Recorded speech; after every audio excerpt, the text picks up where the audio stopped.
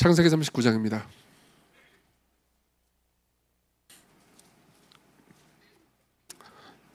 1절부터 6절을 먼저 읽고요. 그 다음 20절부터 23절을 읽어드리겠습니다. 창세기 39장입니다. 하나님의 말씀을 들으십시오. 요셉이 이끌려 애굽에 내려가매 바로의 신하 친위 대장 애굽 사람 보디발이 그를 그리로 데려간 이스마엘 사람의 손에서 요셉을 사니라. 여호와께서 요셉과 함께 하심으로 그가 형통한 자가 되어 그의 주인 애굽 사람의 집에 있으니 그의 주인이 여호와께서 그와 함께 하심을 보며 또 여호와께서 그의 범사에 형통하게 하심을 보았더라. 요셉이 그의 주인에게 은혜를 입어 섬김에 그가 요셉을 가정 총무로 삼고 자기의 소유를 다 그의 손에 위탁하니 그가 요셉에게 자기의 집과 그의 모든 소유물을 주관하게 한 때부터 여호와께서 요셉을 위하여 그 애굽 사람의 집에 복을 내리심으로 여호와의 복이 그의 집과 밭에 있는 모든 소유에 미친지라. 주인이 그의 소유를 다 그의 손에 위탁하고 자기가 먹는 음식 외에는 간섭하지 아니하였더라. 요셉은 용모가 빼어나고 아름다웠더라. 그리고 20절부터 읽겠습니다. 여호와께서 요셉과 함께 하시고 그에게 인자를 더하사 간수장에게 은혜를 받게 하시매 간수장이 옥중 제수를 다 요셉의 손에 맡김으로 그 재반 사물을 요셉이 처리하고 간수장은 그의 손에 맡긴 것을 무엇인지 살펴보지 아니하였으니 이는 여호와께서 요셉과 함께 하심이라. 여호와께서 그를 범사에 형통하게 하셨더라. 아멘. 요셉 세 번째 시간입니다. 창세기 초반부는 기적과 환상과 음성과 하나님의 나타나심이 있습니다. 그렇지만은 창세기 후반부, 그러니까 요셉 이야기에 이르러서는 그런 것들이 다 사라집니다. 여러분 그걸 아십니까? 야곱까지, 그러니까 아브라함, 이삭, 야곱까지는요 하나님의 나타나심, 하나님의 음성, 환상, 꿈 같은 것들을 봅니다. 그렇지만 요셉은 꿈을 한번 꾸긴 하죠 초반에. 그래서 그 이후로 하나님의 나타나심, 하나님의 직접적인 음성 같은 것들을 듣지 못하죠. 그래도 하나님께서는 함께 하십니다. 그게 이 창세기 후반부 요셉 스토리의 가장 중요한 주제예요. 하나님께서 말씀하시지 않는다, 즉 하나님께서 침묵하신다라는 것이 곧 하나님의 부재를 의미하는 건 아닙니다. 그분이 아무것도 하지 않는 것처럼 볼 때가 있습니다. 우리 인생을 보면요. 그렇지만 그분이 아무것도 하지 않는 것처럼 볼 때 사실 우리 삶에서 가장 많은 일들을 하고 계시다. 이게 요셉 이야기 전체의 가장 중요한 주제일 겁니다. 그리고 오늘은요 그 중에서 요셉이 겪었던 가장 억울하고 고통스러운 일 하나를 이야기합니다. 저는 초반부하고 마지막 부분의 이야기를 읽었지만 중반부는 좀 이따 이제 읽어가면서 설명을 해드리겠습니다. 사실은 굉장한 유혹을 받게 되고요. 그리고 그 유혹을 거절하고 그 거절한 것 때문에 엄청난 고통을 겪게 되죠. 스토리를 좀 요약해드리겠습니다. 요셉이요. 우리가 지난주에 요셉이 형들의 음모에 의해서 이제 애굽의 종으로 팔려갔다라는 사실을 기억하실 겁니다. 애굽의 종으로 팔려갔습니다. 요셉 입장에서는 가족에게 배신당한 거죠. 자, 그리고 애굽에 갔는데 1절에 보면요, 요셉에 이끌려 애굽에 내려가매 바로의 신하 친위 대장 애굽 사람 보디발이 그를 그리로 데려간 이스마엘 사람의 손에서 요셉을 샀다고 말합니다. 여기에 보면 친위 대장이라는 사람이 나옵니다. 이름이 보디발이고요. 친위 대장이라는 하고 번역된 이 히브리어 단어는, 그러니까 우리가 그냥 보면 잘 모르겠잖아요. 근데 사성장군 그러면 알 수 있잖아요.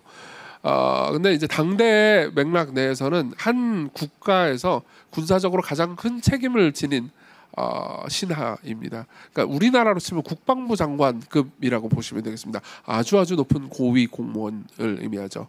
자, 마침 그 집에 가게 됐습니다. 그리고 그 집에서 얄궂게도 성경은요 요셉이 복을 많이 받았다고 말합니다. 그리고 하나님께서 함께 하신다라는 표현을 되게 많이 쓰죠. 이 본문 내에서만, 그러니까 우리가 39장 내에서만 하나님께서 함께 하신다는 표현을 5번이나 씁니다. 이렇게 5번이나 쓰면서 지금 성경은 뭘 얘기하고 있냐면 거기서 요셉이 형통했다 이렇게 얘기합니다. 생각해보세요. 여러분들이 종으로 팔려갔습니다. 원래 가족이었다가요. 근데 거기서 잘 됐다고 그래가지고 마음에서 나는 형통했군 이렇게 생각하겠습니까? 아마 그렇게는 생각 안 할 겁니다. 그렇지만 성경은요 요셉이 형통했다고 말합니다. 근데 확실히 뭔가 잘 되어가긴 했던 것 같습니다. 이 정도의 집에서 가정총무가 됩니다. 여기서의 가정총무는 단순히 집에서 이것저것 일을 한다라는 정도의 의미가 아닙니다. 그러니까 당시에 이 애굽이라는 거대한 나라에서 이 최고 군사 책임자의 집은 그냥 집이 아니에요. 하나의 기업에 가까웠죠. 그리고 그 기업에서 6절에 보면요, 보디발이 이렇게 얘기합니다. 주인이 그의 소유를 다 요셉에게 위탁하고 자기가 먹는 음식 외에는 간섭하지 않았다. 자기가 먹는 음식 외에 간섭하지 않았다는 건 뭐냐면 자기의 개인적인 문제들 있잖아요. 그러니까 뭐 사생활, 뭐 자기의 가족들, 그리고 자기가 개인적으로 해야 되는 것들을 스스로 결정해야 되는 것 제외하고는 요셉 네가 다 결정해라라고 모든 것을 맡겨주었다는 거죠. 지금으로 치면 일종의 COO입니다. 최고 경영 책임자가 된 거죠. 그런 것들을 보면은 상당히 형통한 게 사실입니다. 이렇게만 보면요. 근데 7절부터 보면요, 이제 끔찍한 일이 발생을 합니다. 그 상황에서 보디발의 아내가 유혹을 합니다. 그리고 요셉은요, 그 유혹을 거절하죠. 여러 번 거절합니다. 10절에 보면요, 여인이 날마다 요셉에게 청하였으나 요셉이 듣지 아니하여 동침하지 아니할 뿐더러 함께 있지도 않다고 말합니다. 그러니까 날마다 청합니다. 이 유혹을 벗어나는 것은 그렇게 쉬운 일은 아니었을 겁니다. 어쨌든 날마다 청할 때 날마다 거절하고요. 그리고 어느 날 11절부터 보면요, 아무도 없는 날이 옵니다. 집안에요, 요셉과 보디발의 아내 둘밖에 없는 날이 옵니다. 그리고 보디발의 아내는 요셉을 유혹하죠. 요셉은 또 거절합니다. 그러고 나서 이제 보디발의 아내는 분노합니다. 그래서 자기를 강간하려고 했다고 요셉을 모함하고요. 그리고 그 모함 때문에 주인인 보디발은 굉장히 분노해서 요셉을 감옥에 가두어갔다. 이게 전체적인 스토리입니다. 그리고 이 전체적인 스토리를 통해서 우리는 유혹을 볼 수 있습니다. 일단은 성적인 유혹을 볼 수 있죠. 요셉이 보디발의 아내로부터 성적인 유혹을 받았다는 이야기를 볼 수도 있습니다. 그리고 그 성적인 유혹을 내면 깊숙이 살펴보잖아요. 그럼 단순한 성적인 유혹은 아닐 겁니다. 그리고 지금 제가 얘기할 수는 없겠지만 이제 마지막에 얘기하겠지만요, 여기는 더 큰, 더 무시무시한 유혹이 뒤에 기다리고 있었습니다. 그래서 저는요, 본문 전체를 근거로 해서 첫 번째로는 성적인 유혹에 대해서 말씀드리겠습니다. 성적인 유혹과 그것을 어떻게 대처해야 되는지를 말씀드리고요. 그리고 두 번째로는요, 더 큰 유혹, 더 고통스러운 유혹이 무엇인지, 그리고 그것을 우리가 어떻게 대처해야 되는지 이렇게 말씀드리겠습니다. 첫 번째 이야기를 조금 길게 할 겁니다. 마지막은 좀 짧게 할 겁니다. 일단은 우리 성적인 유혹부터 시작해보죠. 7절을 봅시다. 7절을 같이 읽겠습니다. 시작. 그 후에 그의 주인의 아내가 요셉에게 눈짓하다가 동침하기를 청하니. 그리고 12절도 보죠. 같이 읽겠습니다. 그 여인이 그의 옷을 잡고 이르되 나와 동침하자. 그러나 요셉이 자기의 옷을 그 여인의 손에 버려두고 밖으로 나가매. 자, 여기 보면요, 보디발의 아내가 이 요셉에게 동침하자고 말합니다. 사실 그 이유를 알 수 있을 만한 힌트를 6절에는 놓았습니다. 6절에 보면요, 요셉은 용모가 빼어나고 아름다웠다고 말하죠. 그리고 보디발의 아내는 요셉을 보고 반했던 것 같습니다. 근데 반한 결과로 보디발의 아내가 요셉에게 뭐라고 말하는지 아십니까? 나와 동침하자. 근데 한글 번역은 너무 부드럽게 해놨습니다. 너무 이게 한글 번역은 대체로 성적인 부분에 있어서는 히브리어 원문보다 지나치게 부드럽게 해놨습니다. 히브리어 원문은요, 아주 공격적이고 명령조입니다. 그러니까 간단하게 영어로 번역해볼까요? Sex now 이겁니다. 딱 두 글자예요. 하자 지금. 너무너무 노골적이고 너무너무 명령이죠. 자, 여기서 우리가 그러니까 이 본문 내에서 그러니까 성적인 일탈 혹은 성적인 타락 혹은 음욕에 대해서 말해주는 바가 있습니다. 성경은 음욕을요, 단순한 성욕으로 얘기하지 않습니다. 음욕은요, 성경이 죄라고 명령하는 음욕은요, 교만과 연결되어 있습니다. 성경은 성욕을 죄라고 말하지 않아요. 오히려 성욕을 아름다운 것으로 묘사합니다. 성경만큼, 기독교만큼 성욕을 좋은 것으로 묘사하는 종교는 아마 없을 겁니다. 많은 사람들은 기독교가 성욕을 나쁜 거로 여기고 막 금지시킨다고 생각해요. 아니요, 그렇지 않습니다. 기독교는 성을요, 하나님이 주신 선물로 여깁니다. 그리고 하나님이 주신 선물로 기뻐서 즐기고 누리는 것을 성경은 죄라고 말하지 않습니다. 그렇지만은 하나님께서 디자인하시고 계획하신 방식 말고 다른 방식으로 성을 사용하는 것을 죄라고 말할 뿐이죠. 자, 그럼 그 죄는 도대체 무슨 의미가 있는 겁니까? 지금 여기 이 보디발의 아내를 보면요, 요셉과 인격적인 관계와 교제를 맺을 생각이 없습니다. 그냥 정욕이 들었습니다. 자신의 마음 가운데 그러니까 성욕을 채우고 싶습니다. 근데 남편을 통해서 채우고 싶지는 않은 것 같아요. 왜 그런지 모릅니다. 근데 마침 요셉은 아름답습니다. 그리고 대단히 외적으로 차은우라고 한번 생각해 보세요. 그러면 확 와닿죠? 자, 그래서 어떻게 됩니까? 이제 명령하죠. 근데 이 과정 중에서 인격적인 교제나 요셉을 사랑하는 마음 같은 것들은 전혀 없습니다. 예. 그냥 이 여인에게 있어서는 욕정만 있을 뿐이죠. 근데 사실 여기서 우리는 이 사람이 굉장히 욕정에 차가지고 막 성욕에 눈이 멀었다라고 생각하기 쉽지만은 그렇지 않습니다. 성욕보다는요 교만에 눈이 멀었죠. 예. 이 사람이 요셉을 원하지 않습니다. 그 가장 강력한 증거가요. 결국 이 여자가 이 보디발이 아내가요 요셉을 가질 수 없다라는 것을 끝내 알게 되었을 때, 그러니까 둘만 있을 때 그렇게까지 매달렸는데도 불구하고 요셉이 결국 거절했을 때 어떻게 합니까? 요셉을 죽이려고 합니다. 요셉을 죽이려고 해요. 저놈이 나를 강간했어. 그럼 고대 근동에서 노예가 그딴 짓을 했다. 그것도 주인의 아내를 건드렸다. 그럼 죽는 겁니다. 죽이려고 한 거죠. 그렇죠? 그러니까 요셉을 사랑한 적은 없는 겁니다. 사실 이런 이 적나라한 모습은 성경에서 되게 많이 등장합니다. 예를 들면 우리는 사무엘하 13장의 내용을 볼 수 있습니다. 제가 얘기해 드릴게요. 사무엘하 13장을 보면요, 그 유명한 다윗이 있고 다윗의 이 아들이 있습니다. 다윗의 아들 중에서는 암논이라는 이름을 가진 아들이 있었습니다. 그리고 이복 동생인 다말이라는 여동생이 있었죠. 암논은 끔찍한 얘기죠. 여기서부터 끔찍한 얘기인데요. 이복 여동생인 다말을 보면서 성욕에 차올랐습니다. 그래서 다말을 붙잡고 이제 성관계를 하자고 계속 조르죠. 다말은 우리가 가족인데 이럴 수 없다라고 하면서 분노하면서 계속해서 거절합니다. 그러니까 암논이 어떻게 하는지 아십니까? 제가 읽어드리죠. 사무엘하 13장 14절입니다. 암논이 그 말을 듣지 아니하고 다말보다 힘이 세므로 억지로 그와 동침하니라.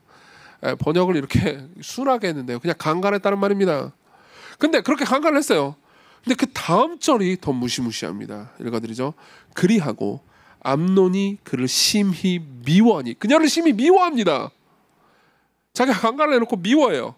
이제 미워하는 미움이 전에 사랑했던 사람보다 더한지라 암논이 그녀에게 이르되 일어나 가라 하니. 무슨 말이죠? 꺼져버려. 여기서 우리가 볼 수 있는 것은 사랑이 아닙니다. 심지어 성욕도 아닙니다. 교만이죠. 교만의 핵심은 이겁니다. 너는 나와 동등한 존재가 아니라는 겁니다. 나는 지금 성욕이 있고 이 성욕을 해결하기 위해서 너는 나에게 이용당해 마땅해.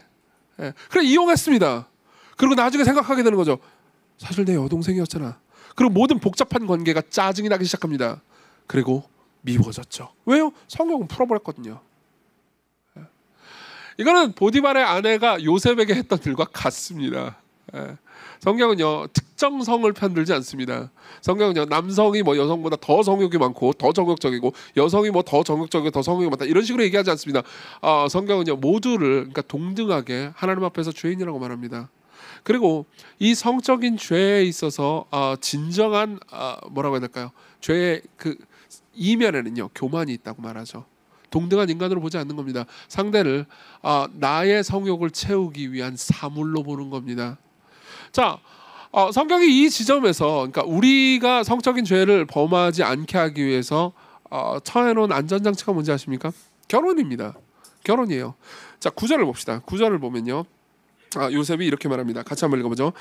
이 집에는 나보다 큰 이가 없으며 주인이 아무것도 내게 금하지 아니하였어도 금한 것은 당신뿐이니 당신은 그네 아내임이라. 자, 여기까지 봅시다. 지금 요셉이 보디발의 유혹을 거절하는 이유는요, 당신은 보디발의 아내잖아요 라는 말입니다. 그리고 이건 역으로는 이런 말입니다. 당신은 내 아내가 아니잖아요.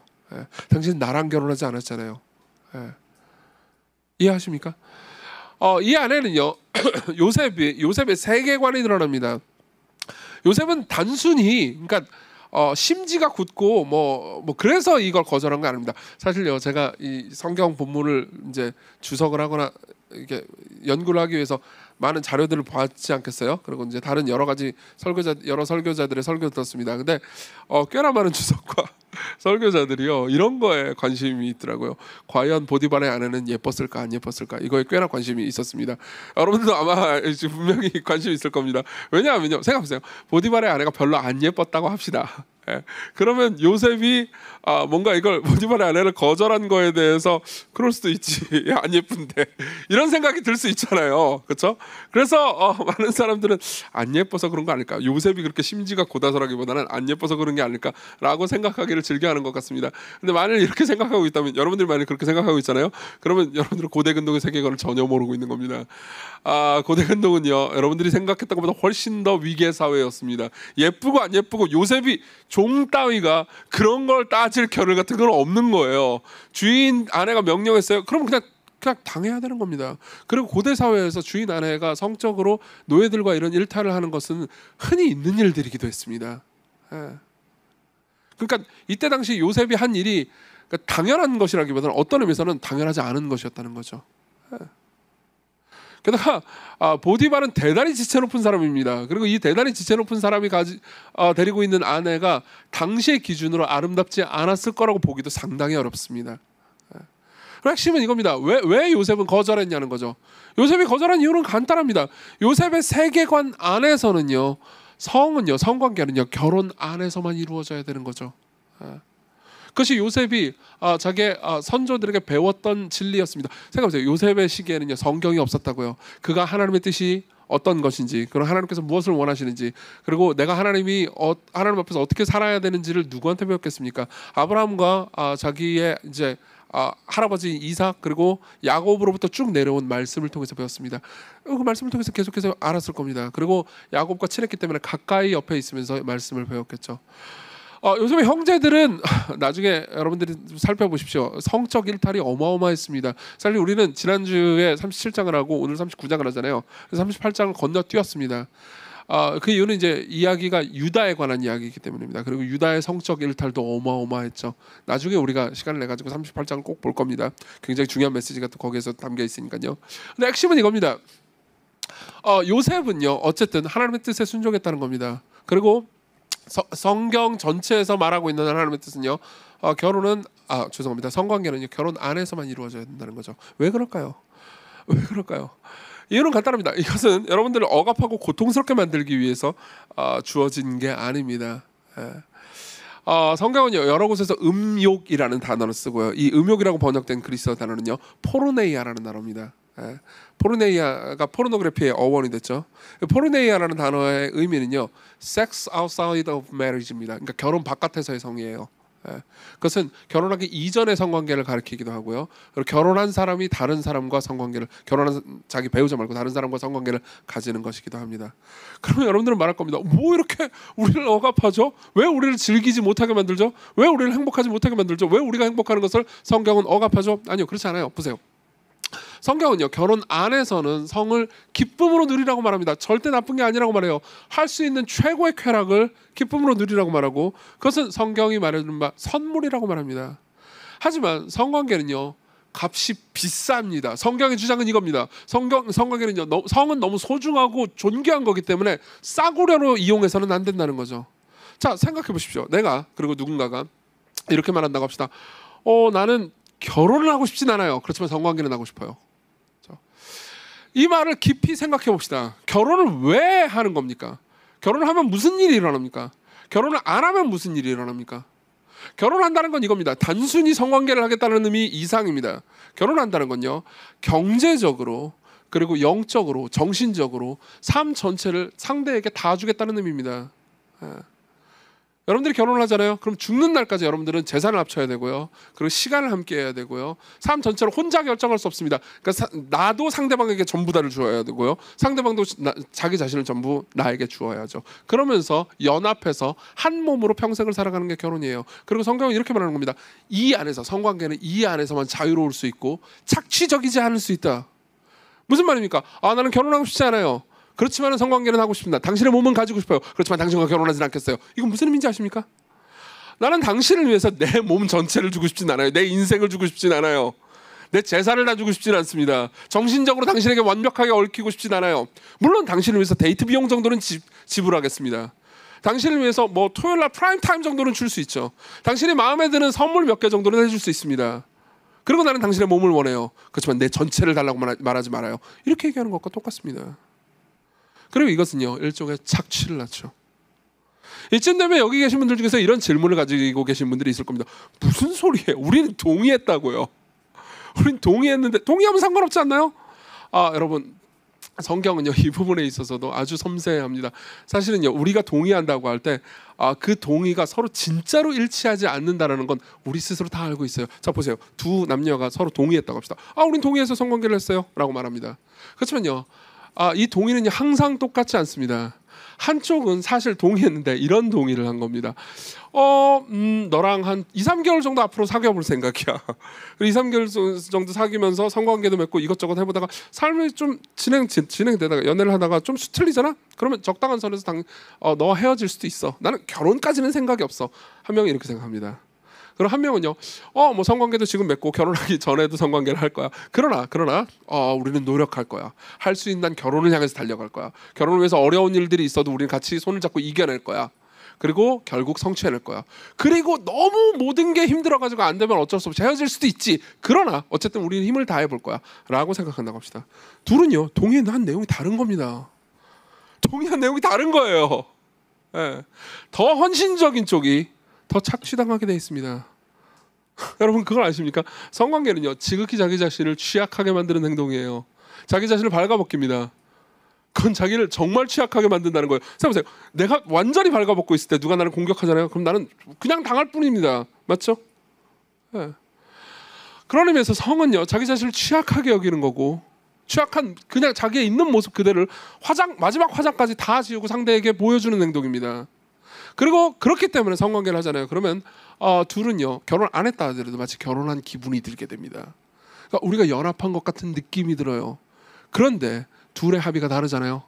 그러면 항상 여러분 이건 사실이에요. 제가 여러 번 상담과 그리고 글과 여러 상황을 보면서 경험한 사실입니다. 항상 더 사랑하는 쪽이 더 착취당하게 되죠. 성경은 이렇게 말합니다. 더 사랑하는 쪽이 더 착취당해서는 안 된다.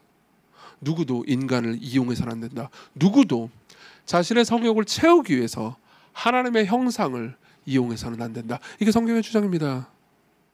그렇기 때문에 성경은요 여러분들을 고통스럽게 만들기 위해서 성적인 순결을 요구하는 게 아닙니다. 오히려 여러분들을 보호하고 행복하게 만들기 위해서 성적인 순결을 요구하는 거죠. 자, 지금 여러분들 중에서 많은 질문들이 떠오르셨을 거라고 생각합니다. 그리고 요 몇 주 쉬긴 했지만 오늘 저녁에 저는 밤 10시에요 AS를 할 거예요. 익명으로 들어와 주세요. 제발. 지금 질문들이 많이 있을 건데 그 질문들 제가 지금 시간이 많은데 다 해결해 주면 저는 아마 예배가 2시에 끝날 거예요. 그러니까 그렇게 많지는 않죠. 그러니까 밤 10시에 꼭 들어와서 질문을 많이 해 주십시오. 거기에 대해서 제가 오늘은 게스트 없습니다. 저 혼자 대답 다 해드릴 거예요.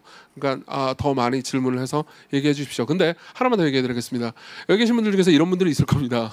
특히 만약 기독교인이 아닌 분들이라면요 이런 생각을 하시는 분들이 계실 겁니다. 와 진짜 저 사람 좀 열려 있는 줄 알았더니 조선 시대네 여기. 그죠? 무슨 지금 때가 어느 때인데 조선 시대 성윤리를 지금 옛날 옛적 성윤리를 얘기하고 있는 거야? 미쳤나? 이런 생각하는 분들이 계실 수 있습니다. 자 보십시오. 자 여러분들 위해서 제가 한마디를 말씀드리겠습니다. 여러분들은요 아마 이런 생각을 하고 계실 겁니다.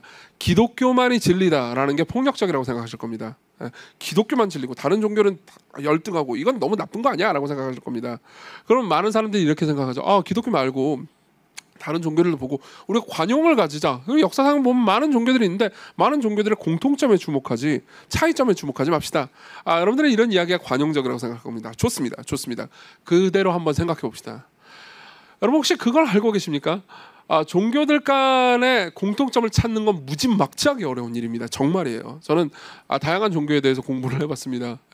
그리고 다양한 종교들의 특성에 대해서 공부하면서 기독교와의 공통점과 차이점을 찾으려고 노력을 해왔습니다. 그리고 공통점 찾는 건 너무 힘든 일입니다. 세계관이 너무 달라요. 근데 그래도 하나 알려드릴게요. 딱 하나 있습니다. 정말 많은 메이저 종교에 엄청난 메이저 종교들이 다 입을 모아서 말해주는 공통점이 있습니다. 성관계는 결혼 안에서만 해야 된다는 거죠. 공통점이에요. 공통점을 발견했네요. 그죠? 그럼 존중해야 되지 않겠습니까? 생각해 보십시오. 종교뿐만이 아닙니다. 모든 종교와 모든 철학에서도요.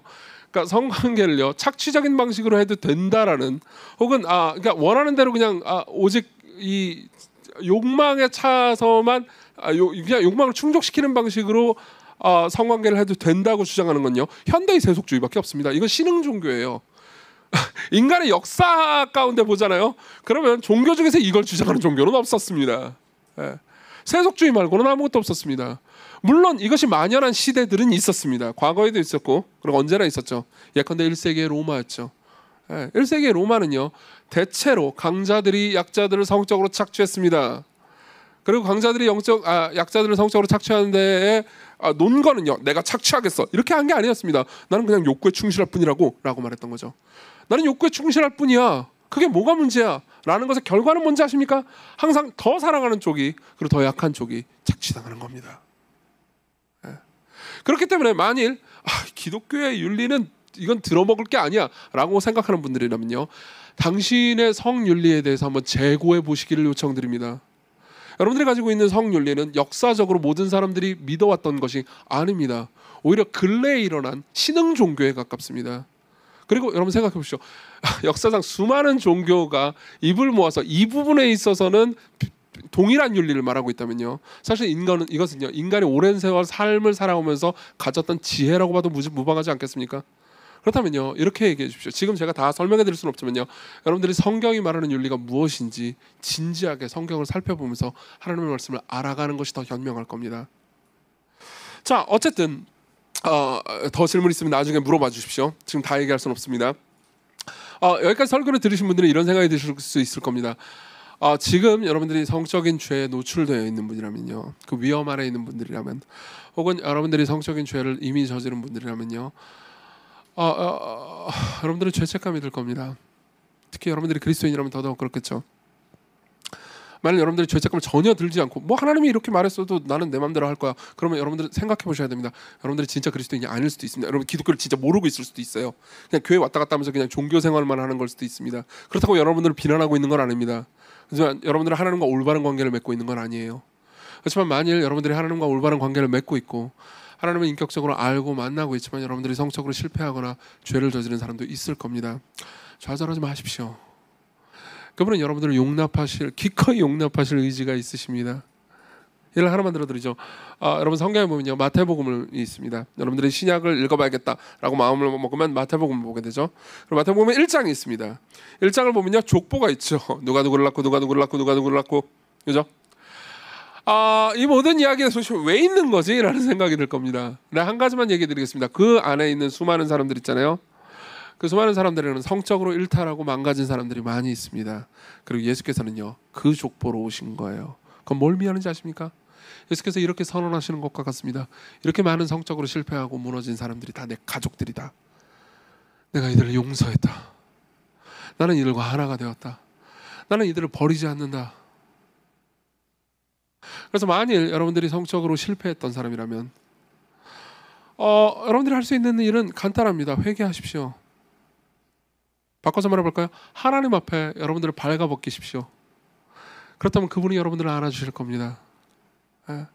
그리고 여러분들은 순결하다고 여김받고 용납받을 거예요. 자, 그러면 성적인 이야기에 대해서는 여기까지 좀 해두고요. 이런 유혹 앞에 있을 때 우리는 어떻게 해야 될까요? 과거에 이런 죄를 저질렀다면 여러분들은 용납받을 수 있습니다. 여러분들이 회개한다면요. 그럼 앞으로는 어떻게 대처해야 되겠습니까? 사실 이 본문에서는 두 가지 힌트가 있습니다. 하나는 일상적인 지혜라고 볼 수 있고요. 그리고 또 하나는 좀 깊이 있는 지혜라고 볼 수 있습니다. 일상적인 지혜는 10절에 나옵니다. 10절 읽어드리죠. 여인이 날마다 요셉에게 청하였으나 요셉이 듣지 아니하여 동침하지 아니할 뿐더러 함께 있지도 않는다고 말합니다. 함께 있지도 않아요. 이게 첫 번째 간단한 지혜입니다. 아주 쉬운 지혜죠. 여러분들 중에 연인이 있다면요, 둘만의 시간을 한껏 누리십시오. 좋습니다. 뭐 손잡고 예배 잘 드리세요. 좋습니다. 얼마나 저는 예뻐 보여요. 안 예쁩니까? 제가 나이를 먹어서 그런 건가요? 그렇지만 둘만의 공간을 가지지 마십시오. 피하세요. 가급적 둘만의 공간을 피하십시오. 여기서 여러분들은요, 자기 자신을 믿지 마십시오. 이미 결혼을 한 분들도 마찬가지입니다. 여러분들은 여러분들 자신을 과신할 필요가 없습니다. 둘만의 공간을 피하십시오. 그리고 이거는요, 여러분들 모두에게 대단히 중요한 지혜가 될 겁니다. 또 하나의 지혜를 더 말씀드리죠. 9절에 있습니다. 사실 이게 더 중요할 겁니다. 9절 같이 읽겠습니다. 시작. 이 집에는 나보다 큰 이가 없으며 주인이 아무것도 내게 금하지 아니하였어도 금한 것은 당신뿐이니 당신은 그의 아내임이라. 그런즉 내가 어찌 큰 악을 행하여 하나님께 죄를 지으리까. 자, 이 부분이 중요합니다. 내가 어찌 이 큰 악을 행하여 하나님께 죄를 지으리까. 자, 여기서 요셉이 가지고 있는 자원은 완전히 다른 차원의 것입니다. 요셉은요, 지금 보디발의 아내하고 요셉하고 둘만 있습니다. 근데 요셉은 둘만 있다고 생각하지 않습니다. 하나님이 함께 하시다고 보죠. 하나님께서 지금 자기를 보고 계시고 하나님께서 지금 자기와 함께 하신다고 생각합니다. 다시 말하면 요셉의 애정은요, 요셉의 사랑과 애정은요, 당장 눈에 보이는 현실에 집중되어 있지 않습니다. 눈에 보이지 않지만 자기를 돌보시고 함께 하신다고 말하고 있는 그 하나님께 마음이 있는 거죠. 자, 이게 극복하는 중요한 방법입니다. 보세요. 성경에서 여러분들의 삶을 성경은 여러분들의 삶을 거룩하게 만들어준다고 합니다. 그리고 여러분들의 삶이 거룩해지는 주요한 원인은요, 단순히 여러분들의 의지력이 아닙니다. 의지를 가져라, 노력을 해라, 그럼 너는 거룩해질 것이다. 아니에요. 그렇지 않습니다. 성경 훨씬 더 수준 높은 방식을 여러분들에게 제시합니다. 다른 사랑을 주는 거죠. 더 깊은 사랑을 주는 겁니다. 성경이 여러분들을 거룩하게 만드는 방법은요, 항상 여러분들이 원래 사랑하는 것보다 훨씬 더 큰 사랑을 여러분들에게 줌으로써 사랑을 재배치하는 겁니다. 예를 한번 들어보죠. 두 가지 예를 들겠습니다. 하나는 이겁니다. 옛날에 제가 이거는 예화를 많이 들었지만은 이 근래에 오신 분들은 이 예화를 모를 것이 분명하기 때문에 다시 한 번만 써먹도록 하겠습니다. 보세요. 죄를 미워하고 멀리하고 거룩해지는 성경의 방식을 묘사해 보겠습니다. 여러분들이 깜깜한 방 안에 있습니다. 아무것도 보이지 않아요. 칠흑 같은 어둠이죠. 아무것도 보이지 않습니다. 그 상황에서 여러분들은 목걸이를 하나 걸고 있습니다. 이 목걸이 끝에는 펜던트가 있죠. 그리고 여러분들은 그걸 좋아합니다. 맨날 만지작거리고 막 뽀뽀도 하고 그러고 있었습니다. 아이 예뻐. 그리고 불이 켜집니다. 밑을 내려다보니까 바퀴벌레였어요. 어떻게 하죠? 어떻게 할까요? 버리는 거죠. 원래 좋고 사랑스럽고 내 마음을 만족하게 해주었던 죄가 이제 끔찍하고 혐오스럽고 더럽게 보이기 시작합니다. 그리고 원래 지루하고 재미없고 나를 힘들게 하고 짜증나게 했던 예배가, 여기도 그런 분들 계시죠? 하나님이 나를 행복하게 해줍니다. 내 사랑의 순서가 바뀌었어요. 물론 이게 어느 날 아침에 한 번에 일어난다는 건 아닙니다. 그런 경우도 있습니다. 하나님의 은혜로요. 그렇지만 대체로 모든 사람들의 삶에서는요, 서서히 일어납니다. 또 하나의 예를 더 들어드리겠습니다. 지금 우리 요셉 이야기를 하고 있죠.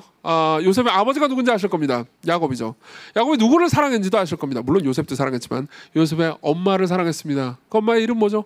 라헬입니다. 야곱은요, 라헬을 처음 보자마자 반했습니다. 그리고 라헬의 아버지인 라반, 그리고 야곱의 삼촌이었죠. 그 라반은요, 야곱이 반했다라는 걸 한 번에 눈치챘습니다. 그리고 말하죠. 네가 7년 동안 나를 위해서 일해라. 7년 동안 낮도 밤도 없이 죽도록 계속해서 나를 위해서 일한다면 내 두 번째 딸 예쁜 라헬은 너의 것이 될 거야 라고 얘기해 주죠. 그래서 야곱이 어떻게 하는지 아십니까? 야곱은요, 이렇게 말합니다. 성경 창세기 29장 20절에 이렇게 말합니다. 야곱이 라헬을 위해 7년 동안 라반을 섬겼으나 그녀를 사랑하는 까닭에 7년을 며칠처럼 여겼다고요. 7년을 며칠처럼 여겼다고요. 자, 여기서 우리는요, 사랑이 우리를 어떻게 바꾸는지를 보여줍니다. 7년 동안 매일 누군가를 위해서 일하는 건 힘든 일이에요. 여러분들이 하드워커라잖아요. 그럼 자기연민이 생기게 됩니다. 열심히 일하잖아요. 나는 어제 밤늦게까지 일했어. 그럼 너무 힘듭니다. 다 때려치고 싶어. 내가 뭘 위해서 일하는 거지? 여러분들 아마 이 생각을 다 했을 겁니다. 근데요, 야곱은요, 7년 동안 내가 뭘 위해서 일해야 되는 거지? 난 너무 힘들어. 다람쥐 쳇바퀴 돌아가는 삶 같아. 괴로워. 그만두고 싶어. 이런 얘기를 하지 않았다는 거예요. 7년을 며칠처럼 여겼습니다. 왜요? 목표가 있었으니까요. 목표가 누구죠? 라헬이요. 라헬을 너무 사랑했기 때문에 7년도 며칠 같았습니다. 7년을 인내할 수 있었던 거죠. 7년이 간단했던 건 아닙니다. 야곱에게 7년은 힘들었을 겁니다. 그렇지만 야곱이 7년을 인내하고 참을 만한 만큼 라헬을 사랑한 거죠. 그렇죠? 자, 그럼 여러분들은 어떻게 인내할 수 있겠습니까? 어떻게 성적인 유혹으로부터 여러분들은 승리할 수 있겠습니까? 시험이라는 책을 쓴 사람이 있습니다. 존 오웬이라는 작가죠. 이 사람은 17세기의 청교도고요. 우리나라 말로는 시험이라고 번역된 책을 썼습니다. 근데 원래 영어로 of temptation이에요. 그러니까 유혹이라고 번역하는 게 낫습니다. 근데 왜 시험이라고 번역했는지 잘 모르겠습니다. 어쨌든 거기 보면요, 존 오웬은 이렇게 말합니다. 율법적인 방법으로는 여러분들이 바꿀 수 없다고요. 여러분들의 의지적인 방법으로는 여러분들이 바꿀 수 없다고요. 여러분들이 복음을 믿어야만 바꿀 수 있다고요. 무슨 말입니까? 여러분들이 더 큰 사랑을 알아야 된다는 겁니다. 그래야 여러분들은요, 죄를 사랑하는 데서, 유혹을 사랑하는 데서 돌이킬 수 있다고 말하는 거죠. 왜냐하면 유혹은요, 사랑으로 여러분들을 유혹하고, 사랑과 욕구로 여러분들을 유혹하거든요. 그죠? 근데 그걸 의지로 싸우라고요? 아니요, 말도 안 되죠. 여러분들은 무조건 질 겁니다. 무슨 말입니까? 여러분들에게는 라헬이 필요합니다. 여러분들에게는 죄보다 더 사랑하는 어떤 대상이 필요합니다.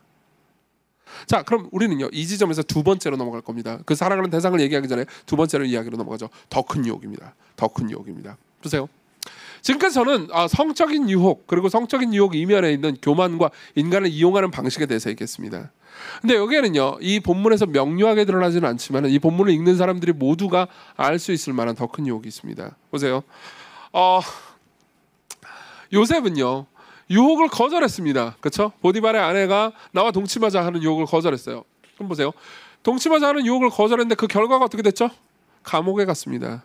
실제로 여러분들이 19절을 보잖아요. 그러면요, 이렇게 됩니다. 18절부터 보죠. 내가 소리질러 불렀더니, 이거는 보디발의 아내의 말입니다. 아내가 이렇게 얘기하는 거예요. 내가 소리질러 불렀더니 그는 요셉이에요. 그가 그의 옷을 내게 버려두고 밖으로 도망하여 나간나이다. 거짓말이죠. 실제로 요셉은요, 옷이 붙잡혔습니다. 그래가지고 옷을 버려둔 거예요. 그러니까 그 유혹에 시달리고 싶지 않았던 거죠. 근데 보디발의 아내는 그가 나를 강간하려고 했어. 강간하려고 하다가 정신없이 그냥 옷 벗어서 그냥 간 거야. 이 옷이 증거라고, 이렇게 얘기를 하는 거죠. 근데 19절을 보면 재미있는 장면이 등장합니다. 19절 같이 읽어봅시다. 시작. 그의 주인이 자기 아내가 자기에게 이르기를 당신의 종이 내게 이같이 행하였다 하는 말을 듣고 심히 노한지라. 저 왜 화가 났을까요? 왜 분노했을까요? 창세기를 연구하는 압도적인 수의 주석가들은요, 지금 이 보디발의 분노가 요셉을 향한 것이 아니고 보디발의 아내를 향한 것이라고 거의 확신합니다. 이유는 여러 가지가 있습니다. 첫 번째로 문법적인 증거가 있습니다. 앞에 보면요, 말하다라는 단어가 계속해서 그러니까 초반부 39장의 초반부에는 말하다라는 단어가 말하다라는 말로 반복되다가 그 후반부로 가잖아요. 그러면 말하다라는 의미가 변명하다라는 의미를 가지고 있는 단어로 교체됩니다. 그러니까 그 말은요, 그러니까 전체적인 문학적 뉘앙스를 통해서요, 보디발의 아내의 말을 별로 안 믿고 있다라는 것을 은유적으로 표현해 주는 거죠. 그게 하나예요. 또 하나가 있습니다. 이것도 더 재밌는 건데요. 고대 근동의 역사와 법을 아는 사람들은요, 이 처사가 다 보디발은 보디발의 아내를 안 믿었구나라고 확신했을 겁니다. 왠지 아십니까? 자기 주인집의 아내를 겁탈하려고 하는 종놈이면 그때 당시 어떤 형벌을 받았을 것 같습니까? 당연히 죽는 거죠. 게다가 이 사람은 국방부 장관입니다. 그런 힘이 있었습니다. 당연히 그 일을 할 수 있었습니다. 근데요, 그렇게 하지 않습니다. 감옥을 보내죠. 감옥도요, 그냥 일반 잡범들이 들어가는 감옥이 아니었어요. 정치범 수용소로 보내집니다. 21절 그러니까 20절 요셉의 주인이 그를 잡아 옥에 가두니 그 옥은 왕의 죄수를 가두는 곳이었더라. 그리고 당연히 일반 잡범들이 들어가는 감옥보다 정치범 수용소인 왕의 죄수를 가두는 곳이 훨씬 더 살기가 편했습니다. 일부러 배려해 준 거죠. 보디발은요. 왜 그럴까요? 자기 아내의 말을 믿지 않았기 때문이죠. 그럼 아마 요셉은 그걸 알고 있었을 겁니다. 자, 그럼 여러분들은 그래도 주인이 나를 믿어줬네. 나는 배려받아서 왕의 죄수의 옥으로 가게 됐구나. 할렐루야. 이렇게 했을까요? 아니요. 오히려 더 억울했겠죠. 훨씬 더 억울했어요. 이 모든 걸 알고도 나를 억울하게 감옥으로 보냈단 말이야? 라고 생각했을 겁니다. 자, 여기서 성적인 유혹보다 훨씬 더 무시무시한 또 다른 유혹이 있을 수 있습니다. 여기 계신 분들 중에서는 이런 분들이 계실 수 있습니다. 이 성적인 유혹에 대한 이야기를 거의 30분 가까이를 들었어. 미치겠다. 이 얘기를 내가 왜 들어야 돼?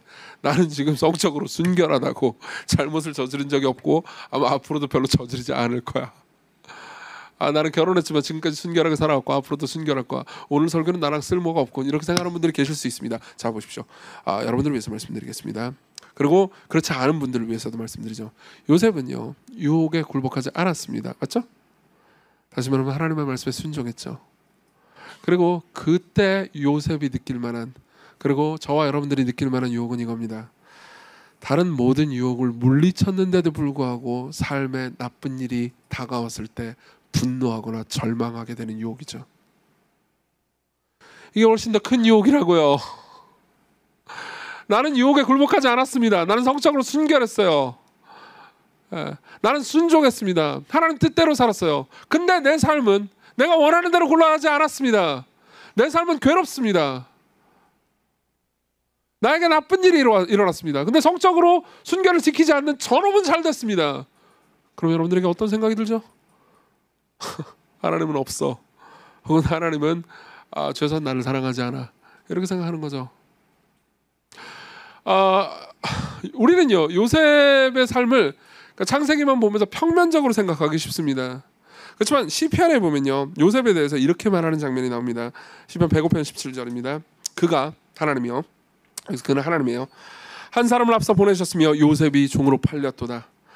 그의 발은, 요셉의 발은 착고를 차고 그의 몸은 쇠사슬에 매였으니, 여기서 몸이 쇠사슬에 매였다고 말합니다. 근데 이 몸이라고 번역된 이 단어 있잖아요. 이 단어는요, 히브리어로요, 혼을 가리킵니다. 영혼을 가리키는 단어예요. 네페시라는 단어입니다. 이거 뭘 의미하는지 아십니까? 혼이 어떻게 쇠사슬에 매요? 이 말은요, 고대 히브리어 문법상 정신이 나갔다라는 것을 은유적으로 표현하는 겁니다. 요셉은요, 감옥에서 미쳐버렸습니다. 정신을 제대로 잡을 수가 없었어요. 왜요? 자기는 불순종하지 않았는데 삶에서는 고통이 다가옵니다. 자기는 불순종하지 않았는데 다른 모든 유혹을 물리쳤는데 그 결과 때문에 나는 비웃음을 사게 되고 감옥에 갇히고 더 나쁜 일을 계속해서 경험하게 되죠. 여러분들이 만일 그런 상황에 처해 있는 분들이 계시다면요, 아마 여기 중에서도 꽤 계실 겁니다. 나는 순종했는데도 불구하고 왜 내 삶은 이 모양 이 꼴입니다. 왜 나는 엉망진창입니까? 라고 묻는 분들이 계실 겁니다. 그런 분들이 계시다면요, 제가 요셉 전체의 이야기를 통해서 여러분들에게 드리고 싶은 말씀이 있습니다. 여러분들이 겪고 있는 그 두 가지 이야기인데요, 하나는 이겁니다. 여러분들이 겪고 있는 그 고통 있잖아요. 그 고통 때문에, 여러분들이 겪는 그 고통이 없었으면 결코 발생하지 않을 복이요, 좋은 일이 하나님의 계획 안에 여러분들에게 있다는 겁니다. 그것을 신뢰하십시오. 그것을 신뢰하십시오. 물론 신뢰하기 힘들다는 걸 압니다. 요셉도 힘들었을 겁니다.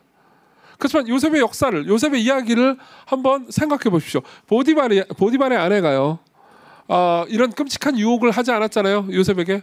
그럼 어떻게 되죠?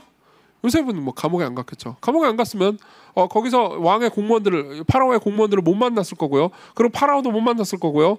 그리고 풍년이 왔다가 흉년이 7년 동안 오면 모두가 죽습니다. 그죠? 만일 요셉이 유혹에 넘어갔다고 합시다. 그럼 뭐 어떻게 하다가 보디발에 걸려가지고 죽었을 겁니다. 그죠? 그럼 모두가 죽습니다. 요셉이 감옥에 가지 않아도 모두가 죽고요. 지난주 설교 기억나시죠? 요셉이 유혹에 넘어가도 모두가 죽습니다. 네. 요셉이 감옥에 가야 돼요. 그래서 파라오의 그것도 정치범 수용소로 가야 됩니다. 그냥 잡범들에 들어가는 감옥에 들어가면 안 돼요. 네. 이 모든 것들이 막기 위해서 요셉은 고통을 겪었어야 했습니다. 그리고 하나님께서는요, 그 모든 것들을 여러분들의 인생 가운데서 정교하게 계획하셔서 정교하게 계산하셔서 여러분들의 삶을 이끌어 가십니다. 이해하십니까? 여러분들은 그 하나님의 역사 가운데, 하나님의 계획 가운데 한 순간을 살아가고 있는 중이라고요. 그리고 성경은 이렇게 말합니다. 그런 상황이라 하더라도 하나님께서는 여러분들과 함께 계시다고요. 그 증거가 뭔지 아십니까? 하나님께서 여러분들과 함께 계시다는 증거를 알려드리죠. 여기 보면요, 이 본문 전체를 통해서요, 39장 전체를 통해서 하나님께서 요셉과 함께 하신다는 얘기를 5번이나 합니다. 근데 그 중에서 중요한 본문이 두 부분이 있습니다. 5절을 봅시다. 5절을 같이 읽어보죠. 시작. 주인이 그의 소유를, 5절입니다. 시작. 그 주인이 그의 소유를 다 요셉의 손에 위탁하고 자기 5절이라고 말해놓고 제가 6절을 읽고 있었군요. 맞나? 5절이에요. 5절 죄송해요. 그가 요셉에게 자기의 집과 그의 모든 소유물을 주관하게 한 때부터 여호와께서 요셉을 위하여 애굽 사람의 집에 복을 내리심으로 여호와의 복이 그의 집과 밭에 있는 모든 지소유에 미치니라. 보세요. 요셉은 종으로 팔렸습니다. 그렇죠? 불행이 닥쳐온 거죠. 그래서 보디발의 집에 가게 됐는데 노예로. 근데 요셉 때문에 복을 받습니다. 요셉은 복을 못 받아요. 근데 요셉 때문에 다른 사람이 복을 받습니다. 23절도 볼까요? 23절. 22절부터 보죠. 간수장이 옥중 죄수를 다 요셉의 손에 맡김으로 그 재반 사물을 요셉이 처리하고 23절 같이 읽겠습니다. 간수장은 그의 손에 맡긴 것을 무엇인지 살펴보지 아니하였으니 이는 여호와께서 요셉과 함께 하심이라. 여호와께서 그를 범사에 형통하게 하라. 자 보세요. 둘 다 특징이 있습니다. 요셉은 인생이 망합니다. 그래서 노예로 팔리죠. 그 덕분에 요셉 주변에 있는 사람들이 잘 됩니다. 그리고 거기서 요셉은 유혹을 받고 유혹을 거절했는데 인생이 더 망합니다. 그래서 정치범 수용소로 가게 되죠. 그렇죠? 그래서 어떻게 됩니까? 요셉은 인생이 더 망했는데 요셉 주변에 있는 사람들은 복을 받습니다. 자, 이게 특징이에요. 만일 여러분들이요 하나님께 순종합니다. 그럼 하나님의 뜻대로 살아요.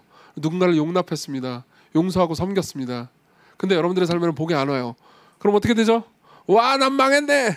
하나님 나와 함께 하시지 않아. 그러나 보세요. 여러분들의 순종 때문에, 여러분들의 섬김 때문에 여러분들 주변 사람들이 복을 받고 있잖아요. 그러면요 하나님께서 여러분들을 떠나신 게 아닙니다. 아니에요.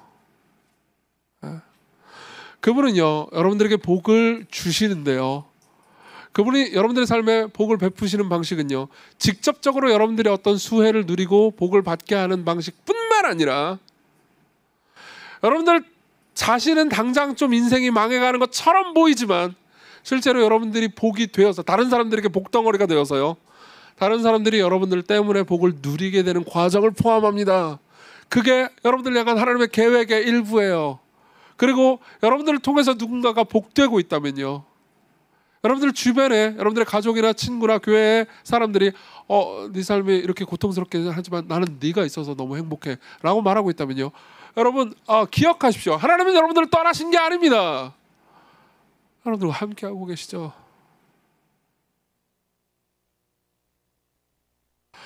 그리고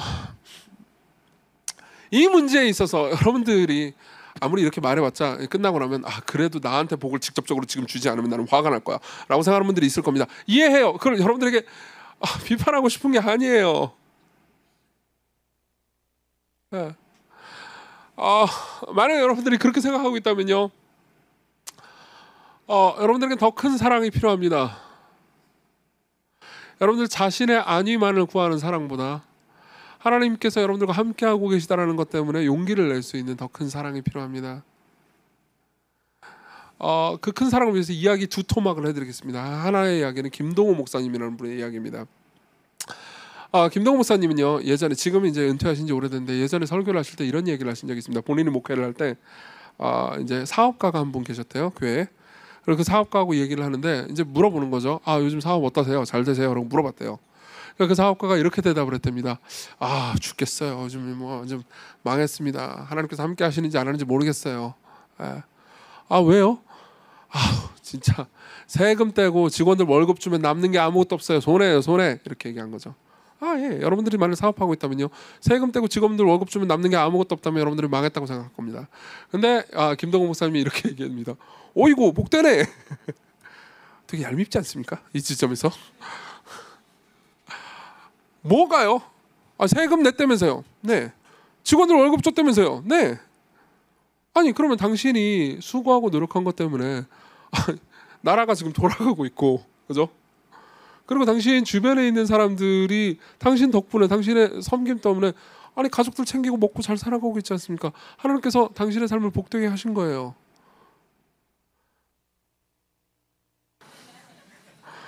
여러분 이쯤 되면 화가 나죠?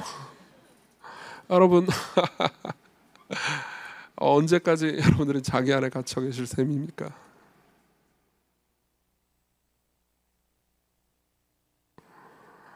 여러분 이 지점에서 여러분들이 화가 나 있다면요 이해합니다. 여러분들 정죄하고 싶지 않아요. 그렇지만 여러분들은 성숙해야 돼요.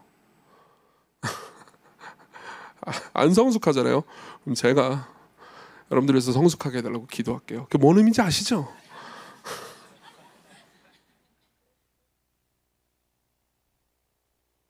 여러분들은 자아만을 위해서 살아가는 좁고 불행한 삶에서 벗어나야 됩니다.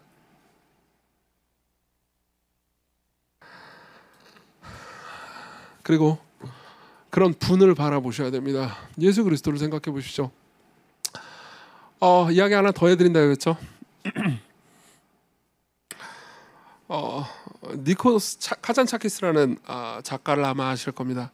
그리스인 조르바라는 소설을 읽어보신 분들이라면 이 작가를 들어보신 적이 있을 겁니다. 근데 저는 그리스인 조르바 얘기를 하진 않을 겁니다. 카잔차키스가 쓴 소설 중에서는 되게 유명한 소설이 하나 있습니다. 그리고 굉장히 이단적인 소설이죠. 제목은요, 그리스도 최후의 유혹입니다. 1953년도에 나온 소설이고요. 그리고 1988년도에 마틴 스콜세시가 이거를 이제 영화로 만들었죠. 그리스도 최후의 유혹이라고 영화로 만들었습니다. 저는 이 영화 소설의 스포일러를 오늘 다 까발릴 작정입니다. 근데 제가 53년도와 88년도 영화를 스포일러 까발린다고 큰 나쁜 짓을 한 것 같지는 않습니다. 자, 들어보십시오. 그리고 별로 안 보게 해주고 싶어요. 그래서 추천하는 건 아니에요. 근데 저는 재밌게 봤습니다. 왜 그런지 얘기해 드릴게요. 이건 아주 이단적인 소설입니다. 들어보세요. 처음 장면은 예수님이 십자가에 못 박힌 장면이에요. 벌써 불안하죠. 예수님이 십자가에 이렇게 못 박혀가지고 내가 인류를 위해서 죽고 있다 이러고 나오는데 갑자기 꼬마아이 하나가 등장합니다. 예수님한테 등장을 해요. 더 불안하죠. 소설에서는 이 꼬마아이가 이제 흑인 남자이고요. 그리고 저기 영화에서는 이제 백인 여자아이가 나와요. 근데 이제 작중상 천사예요. 그러면서 이제 여자애가 말합니다. 이제 다른 사람 눈에 안 보여요. 예수님 눈에만 보이는 거죠. 천사가 나와가지고 제가 천사인데요. 지금까지 일단 당신 메시아가 아니라고. 예수님이 메시아 아니에요. 그리고 지금까지 살아온 삶 잘 살았고 하나님께서 그걸 기뻐 받으셨어요. 그러니까 이제 고통 그만 당하고 내려와 이러는 거죠. 그러면서 이제 못을 싹 뽑아줍니다. 싹 뽑아주고 내려오고 사람들 박수치고 나는 이제 행복하게 살아야지. 그래요. 벌써 여기서부터 이제 여러분들이 머리가 혼란할 겁니다. 이건 뭐지? 저는 이제 이 혼란한 걸 계속 보고 있었어요. 빠르게 요약해 드릴게요. 그리고 나는 이제 행복하게 살아야겠군. 그러면서 이제 나는 지금까지 쾌락을 하나도 누리지 못했어. 그러면서 이제 결혼을 해야지. 그래서 막달라 마리아하고 결혼하고요. 벌써 더 혼란하죠. 그러고 나서 나중에 결혼 몇 번 더 해요. 다 얘기할 수 없어요. 애도 낳고 막 삽니다. 그러고 나서 나중에 이제 막 사도 바울도 만나요. 사도 바울이 막 배신자라고 욕하고요. 그리고 제자들도 막 배신자라고 욕하고, 그렇지만 난 배신한 게 아니었어. 난 메시아가 아니야. 막 이러면서 이제 왔다 갔다 하는 설전이 벌어지는 장면이 나오고요. 그리고 성경을 아는 사람, 이제 완벽한 역사 왜곡이잖아요. 그죠? 성경을 아는 사람 입장에서는 이게 내가 끝까지 읽는 게 맞나라는 생각이 들긴 하지만 재밌어서 계속 읽게 됩니다. 그러면서 계속 읽으면서 이게 두 권짜리예요. 이만한 두께인데 읽지 마세요. 어쨌든 약간 변태들이랑 읽는 거예요, 이거. 마지막 장면 얘기해드리죠. 여기서부터 스포일러가 나와요. 마지막 장면에 제자들에게 둘러싸여가지고 제자들에게 욕을 먹습니다. 그리고 본인 이제 늙은이가 돼요. 예수님은 늙은이가 돼가지고 나중에 제자들의 입을 통해서 알게 돼요. 사실 자기에게 왔던 그 천사가 천사를 분장한 악마였다는 걸요. 그리고 자기를 속였다는 걸. 그리고 자기가 실패했다는 걸 알게 됩니다. 그리고 나 돌아갈래! 그러면서 괴로워해요. 그리고 맨 마지막 장면은 갑자기 다시 십자가로 갑니다. 이 모든 게 꿈이었어요. 이 모든 게 꿈이었어요. 예수님이 엄청난 유혹을 받았지만 실제로 이 유혹대로 십자가에서 내려간 게 아니었습니다. 그리고 마지막 장면을 보면 이렇게 돼 있죠. 제가 읽어드리죠. 그는 십자가에 못 박혔다. 그는 예수님을 가리키는 거예요. 그는 최후까지 명예롭게도 그가 지켜야 할 자리를 지켰으며 약속을 지켰다. 그가 엘리 엘리 라마 사박다니라고 소리치며 기절한 순간에, 아주 짧은 한순간 동안에 유혹이 그를 사로잡아 못된 길로 이끌었다. 이게 이제 그 짧은 순간에 안에 본 환상 혹은 꿈이라는 거죠. 기쁨과 결혼 생활과 아이들은 다 거짓이었으며 그에게 겁쟁이, 도망자, 배반자라고 소리치던 몰락하고 노쇠한 노인들, 제자들을 가리킵니다. 또 거짓이었다. 모두가 악마가 보낸 환상이었다. 그리고 그는 이겨냈다. 하나님께 영광을 그는 승리감에 차서 소리쳤다. 다 이루었다. 그리고 소설이 끝납니다. 저는 뭐야 이거. 영화도 봤어요. 영화도 비슷하게 끝나요. 짜잔 하고 끝나요. 뭐지? 이 와중에 음악은 왜 이렇게 좋지? 이러면서 도대체 무슨 의도로 이런 소설을 쓴 거지라는 생각이 들었습니다. 근데 소설이 다 끝나잖아요. 그러면 번역가의 말이 있어요. 이걸 영문으로 번역한 이제 피터 빈이라는 문학 평론가가 이제 이야기를 하는데, 카잔차키스가 아마 무신론자였을 겁니다. 무신론자인지 그냥 무종교인에 가까웠겠죠. 근데 이 사람이 생각했던 건 이거였습니다. 자신은 삶에서 유혹을 많이 당하는 거예요. 작가 본인이요. 여러분들도 유혹을 많이 당하죠? 그죠? 삶에서 여러 가지 갈등 가운데 있는데, 그러니까 그냥 자신이 종교인들한테 듣는 예수로는 만족이 안 됐던 겁니다. 그래서 이렇게 얘기합니다. 그 피터 빈이 카잔차키스의 의도에 대해서 이렇게 얘기해요.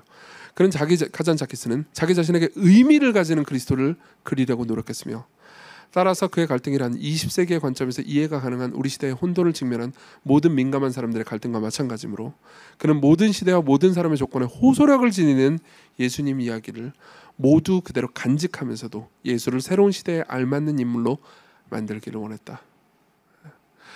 핵심은 이겁니다. 아무런 유혹에도 시달리지도 않고 그냥 짜잔 하고 그냥 무조건 순종을 잘하는 예수는 자기한테 매력적이지 않았다는 거죠. 그리고 설득도 안 됐다는 거죠. 그래서 이런 예수를 만들었다는 겁니다.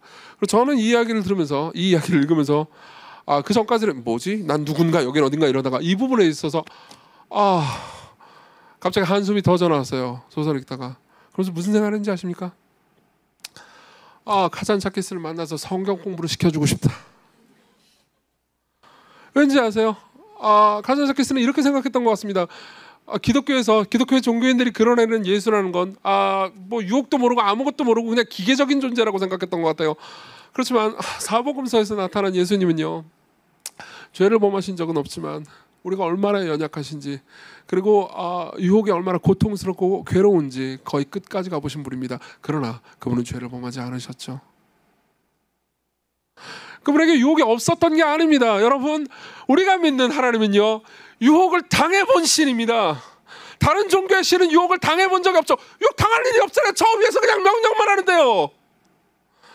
우리가 믿는 하나님은 이 땅에 오셔서 그분의 말씀에 순종해 보셨고요, 그리고 그 순종 가운데서 십자가를 지라는 명령 앞에서요, 끝까지 고통스러워 하셨습니다. 겟세마네 동산에서 그분은요, 거의 몸을 가누지 못할 정도로 슬퍼하시면서 울고 괴로워하셨고, 그리고 그 가운데서도 그 앞에 있는 즐거움을 위해서 히브리서 12장 1절 십자가를 참으셨어요.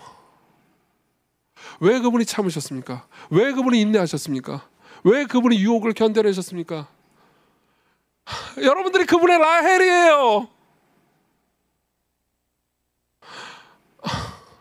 야곱이 라헬을 위해서 7년을 며칠처럼 여겼던 것처럼 그리스도께서는요, 저와 여러분들을 구하시기 위해서 십자가를 즐겁게 참으셨습니다. 그것이 안 고통스러웠다는 의미는 아니에요. 그러나 그분은 유혹을 견뎌내셨고요, 카잔차키스가 상상력으로 이상한 이야기를 지어낼 필요도 없이 그분은요, 그 전부터 엄청나고 고통스러운 유혹을요 거의 평생 견디셨습니다. 그러나 그분은요 순종하셨죠. 왜요? 여러분들을 위해서요. 여러분들이 그분의 라헬입니다. 그리고 여러분들이 그분의 라헬이라는 걸 여러분들이 정말로 믿게 되잖아요. 그러면요, 그분이 예수님이요 여러분들의 라헬이 될 겁니다. 여러분들은 그분을 사랑하게 될 겁니다. 여러분들은 그분을 나를 아시는 하나님이라고 말하게 될 거예요. 그분은 유혹에 넘어가지 않으셨습니다. 그분은 요셉이 가리키는 인물일 뿐만 아니라 요셉보다 훨씬 더 나은 요셉입니다. 왠지 아십니까? 요셉은 고통 가운데 떨어질지라도 하나님께서 그를 떠나지 않으셨죠. 맞죠? 그러나 예수께서 가장 극한 고통에 당했을 십자가의 바로 그때에서 하나님은 그분을 버리셨습니다. 나의 하나님 어찌하여 나를 버리셨습니까? 그러나 그분은 거기까지 참으셨죠. 왜요? 여러분들 구하기 위해서요. 여러분들 앞에는 유혹을 견디신 여러분들의 구주가 있습니다. 그리고 여러분들이 그분을 바라볼 때 여러분들은 유혹을 이겨낼 수 있을 겁니다. 그리스도께로 오십시오. 기도합시다.